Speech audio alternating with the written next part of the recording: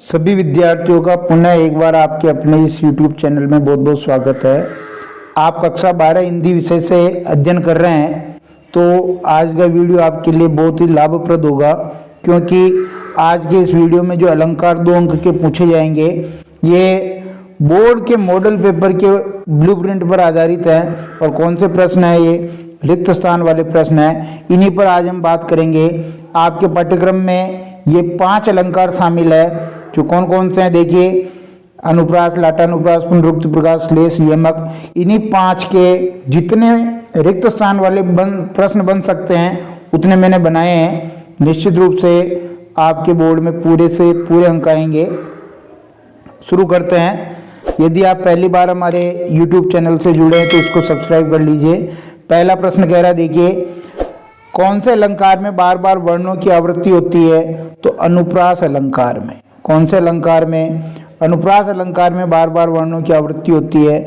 अनुप्रास अलंकार में बार बार वर्णों की आवृत्ति होती है। ये मैंने 2 इसलिए दिए हैं कि प्रश्न वो कैसे भी पूछ सकता है और रिक्त स्थान कहीं पर भी दे सकता है। अनुप्रास अलंकार का संबंध वर्णों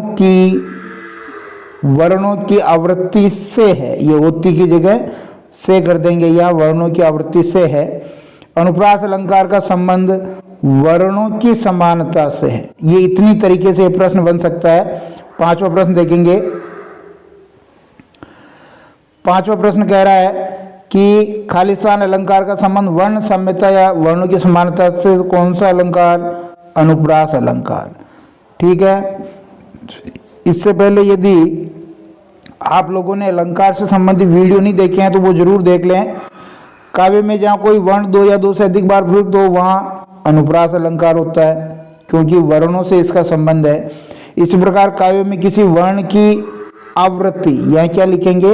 आवृत्ति 1 या 1 से अधिक बार हो तो वहाँ अनुप्रास अलंकार होता है। बिल्कुल आप नोट करते जाए, अनुप्रास अलंकार होता है। सघन, कुंज, छाया, सुखद, शीतल, सुरभि, समीर उदाहरण में कौन से वर्ण की आवृत्ति हुई? सवर्ण की। सवर्ण की आवृत्ति होने से यहाँ कौन सा अलंकार हो गया? अनुप्रास अलंकार हो गया।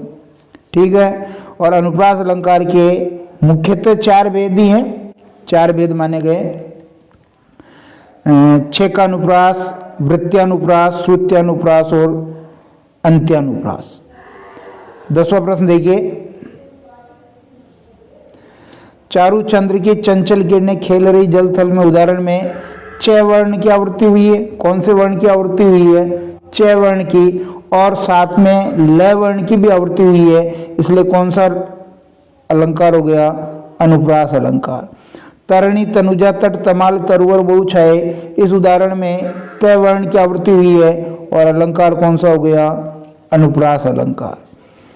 कंकन, किंकिनी, नुपुर, धुनि, सुनि उदाहरण में कौन से वर्ण की आवृत्ति हुई है? यहाँ क और न वर्ण की आवृत्ति हुई है, इसलिए कौन सा अलंकार हो गया? अनुप्रास अलंकार। ठीक है। इसके बाद देखिए 13वां प्रश्न है। 13वें प्रश्न में हम देखेंगे, भव्य भाव में भयानक भावना वर्णानी उदाहरण में ब वर्ण की आवृत्ति हुई है, इसलिए अनुप्रास अलंकार। इसलिए कौन सा अलंकार? अनुप्रास अलंकार। दिनांत था थे दिननाथ डूबते, स देनुआते गृह ग्वाल बाल थे, इस उदाहरण में कौन सा अलंकार है? इस उदाहरण में अनुप्रास अलंकार है। कौन सा अलंकार है? अनुप्रास अलंकार है। और चूंकि अगर वो भेद पूछे तो श्रुत्यानुप्रास है। कौन सा है? अनुप्रास में भी श्रुत्यानुप्रास है। एक ही उच्चारण स्थान से उच्चरित शब्द है यहाँ सब। 15वां देखिए। रघुकुल रीति सदा चली आई, प्राण जाए पर वचन न जाए। देखिए आई आई आ रहा है तो ये अंत्यानुप्रास है। कौन सा है? अंत्यानुप्रास अलंकार है। अनुप्रास का ही भेद है अंत्यानुप्रास। कौन से अलंकार में पूरे शब्द समूह की आवृत्ति होती है? तो लाटानुप्रास में होती है। लाटानुप्रास में पूरे शब्द समूह की आवृत्ति होती है। लाटानुप्रास अलंकार में पूरे शब्द समूह की आवृत्ति होती है। ऊपर जो आया था उसी की यहाँ पर दूसरी जगह खाली स्थान देके पूछा है। पूरे शब्द समूह की आवृत्ति होती है। काव्य में जब कोई शब्द समूह काव्य में जब कोई शब्द समूह दो या दो से अधिक बार आए तथा अर्थ प्रत्येक बार एक ही हो परंतु अन्वय, या क्या लिखेंगे, अन्वय, अन्वय करने से उसके अर्थ में भिन्नता लगे तो वहाँ लाटानुप्रास अलंकार होता है। काव्य में जब कोई शब्द समूह दो या दो से अधिक बार आए और प्रत्येक बार अर्थ एक ही हो परंतु अन्वय अलग अलग हो तो वहाँ लाटानुप्रास अलंकार होता है। कौन सा अलंकार? लाटानुप्रास अलंकार होता है। फिर आगे देखिए 20वां प्रश्न है, पूत कपूत तो क्यों धन संचय और पूत सपूत तो क्यों धन संचय। यहाँ पर भी आपके लाटानुप्रास अलंकार है। कौन सा? लाटानुप्रास अलंकार है।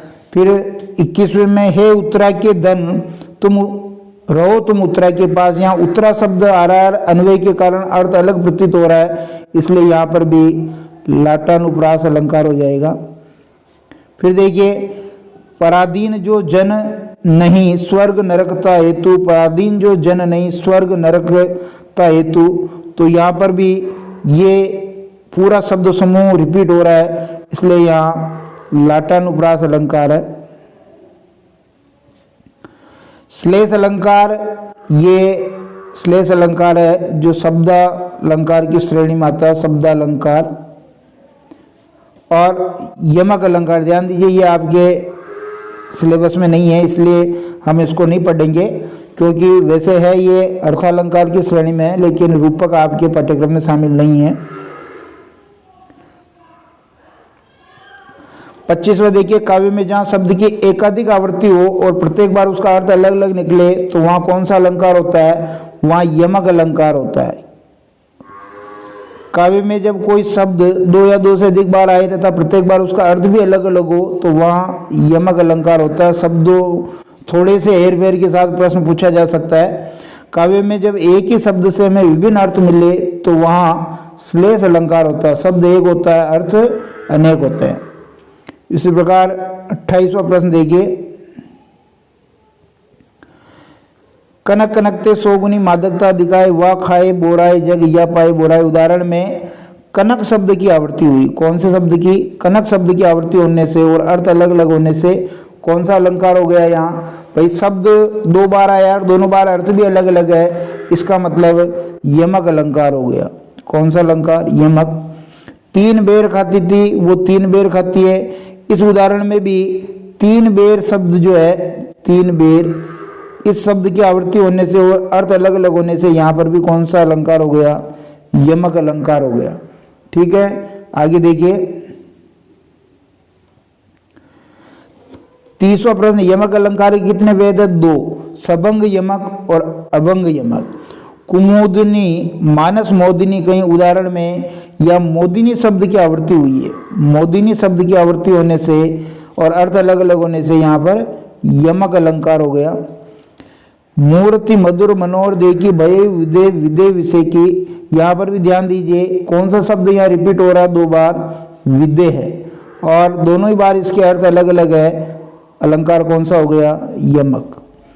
गुनी गुनी सबके कहे निगुनी गुनी न हो, तो सुनियो कहूँ तरु अर्क ते अर्क समान उदोत। उदाहरण में अर्क शब्द की आवृत्ति हुई है, अर्क शब्द की आवृत्ति होने से और अर्थ अलग अलग होने से यहाँ कौन सा अलंकार हो गया? वही यमक अलंकार हो गया।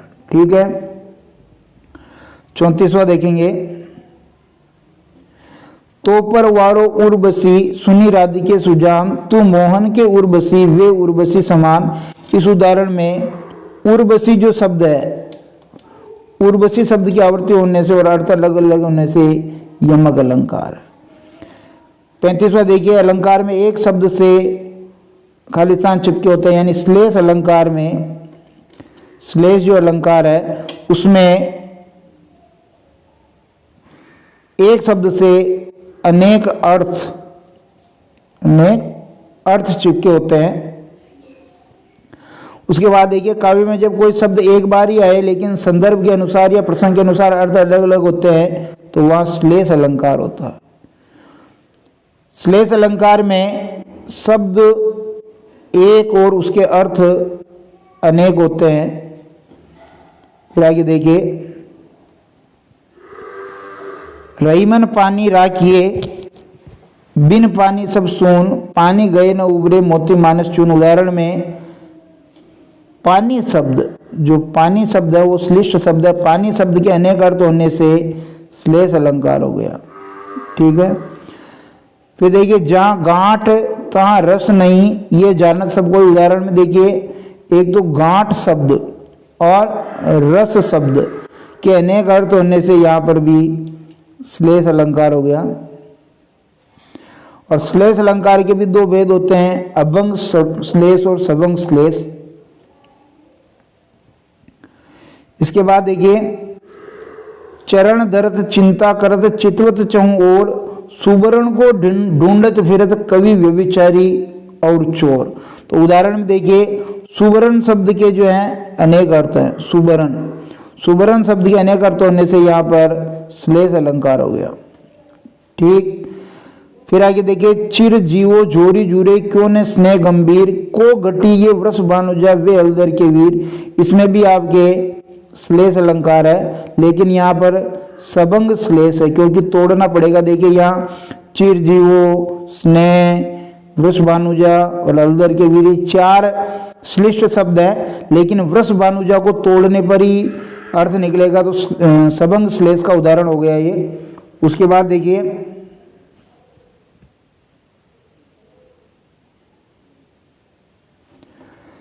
काव्य में जब कोई शब्द दो या दो से अधिक बार आए परंतु अर्थ अलग अलग नहीं हो और अन्वय भी अलग अलग नहीं हो तो वहां पुनरुक्ति प्रकाश अलंकार होता है। पुनरुक्ति प्रकाश अलंकार होता है।